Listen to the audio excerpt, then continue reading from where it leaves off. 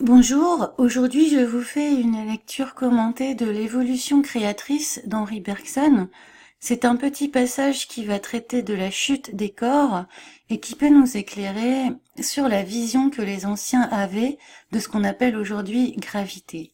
C'est-à-dire qu'avant Newton, bien sûr, les pommes tombaient déjà et on s'en était déjà rendu compte. Simplement, toute la vision de cette chute et de son origine, de sa cause, était différente, s'expliquait différemment. Aristote l'expliquait comme suit. Je me trouve à la page 248 de la 38e édition de l'Évolution créatrice. Il serait intéressant de comparer la théorie aristotélicienne de la chute des corps à l'explication fournie par Galilée. Aristote est uniquement préoccupé des concepts de haut et de bas, de lieu propre et de lieu emprunté, de mouvement naturel et de mouvement forcé. La loi physique en vertu de laquelle la pierre tombe exprime pour lui que la pierre regagne le lieu naturel de toutes les pierres, à savoir la terre. La pierre, à ses yeux, n'est pas tout à fait pierre tant qu'elle n'est pas à sa place normale. C'est en retombant à cette place qu'elle vise à se compléter comme un être vivant qui grandit et à réaliser ainsi pleinement l'essence du genre pierre. On a ici une explication de la chute des corps par le genre de l'objet, c'est-à-dire la pierre retourne à l'endroit où elle doit se trouver, en fonction de ce qu'elle est. Si cette conception de la loi physique était exacte, la loi ne serait plus une simple relation établie par l'esprit. La subdivision de la matière en corps ne serait plus relative à notre faculté de percevoir. Tous les corps auraient la même individualité que les corps vivants, et les lois de l'univers physique exprimeraient des rapports de parenté réels entre des genres réels. On sait quelle physique sortit de là et comment, pour avoir cru à la possibilité d'une science une et définitive, embrassant la totalité du réel et coïncidant avec l'absolu, les anciens durent s'en tenir, en fait, à une traduction plus ou moins grossière du physique en vital. Alors je pense que ce qui est important à comprendre ici, c'est que la vision des anciens, les anciens ne voyaient pas la science en tant que système de loi. La science était unifiée avec la spiritualité, la religion, la poésie, tout cela ne formait que une grande discipline de connaissance de la création. Il n'existait pas de loi qui régisse les objets. N'importe quel objet est soumis aux mêmes lois. Non, chaque objet a finalement sa propre loi en fonction de sa nature propre.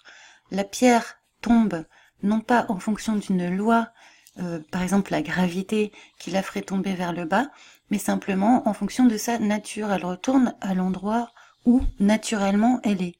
Tout comme si on souffle de l'air dans l'eau, l'air va remonter en bulle à la surface pour retourner à l'endroit naturel où il se trouve. Donc on n'est pas dans des lois comme ça qui peuvent s'appliquer à tous les objets, indifféremment de leur nature propre.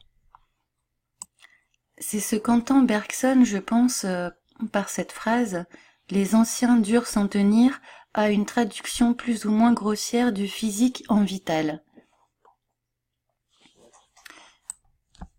Mais d'après Bergson, les modernes ne se plantent pas moins, en fait, que les anciens, puisque eux, ils vont convertir, ils vont éradiquer l'histoire du genre et tout convertir en loi.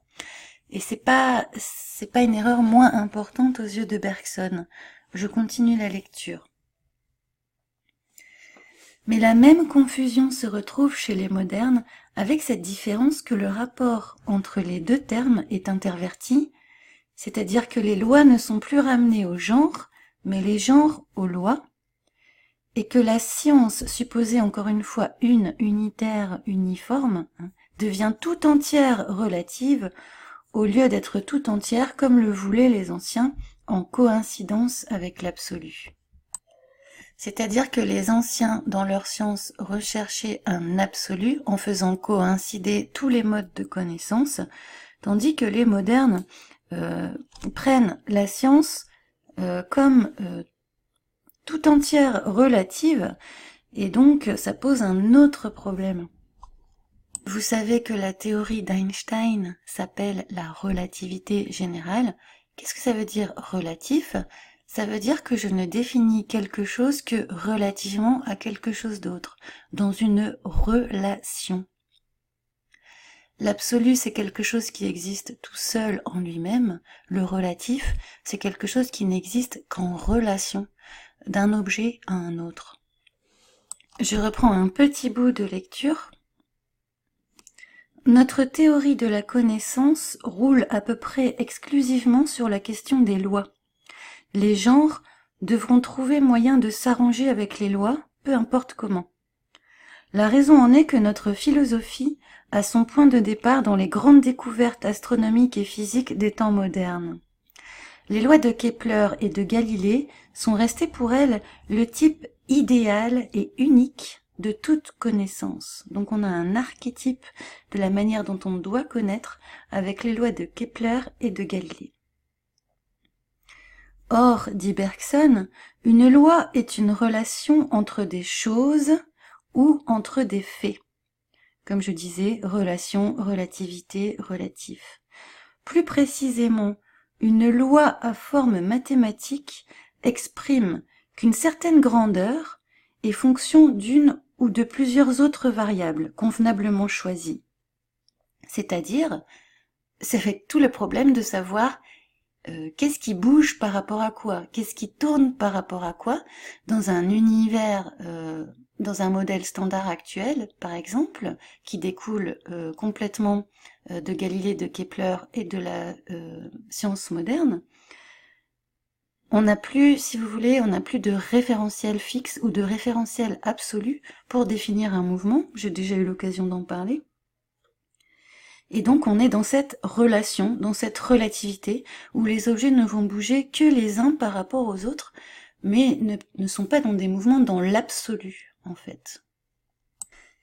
Il dit plus loin, la loi n'en restera pas moins une relation, et une relation consiste essentiellement en une comparaison. Elle n'a de réalité objective, ou absolue, que pour une intelligence qui se représente en même temps plusieurs termes. On ne peut pas examiner l'objet isolé. Je vais m'en tenir là pour aujourd'hui parce que c'est déjà assez puissant comme chose à assimiler.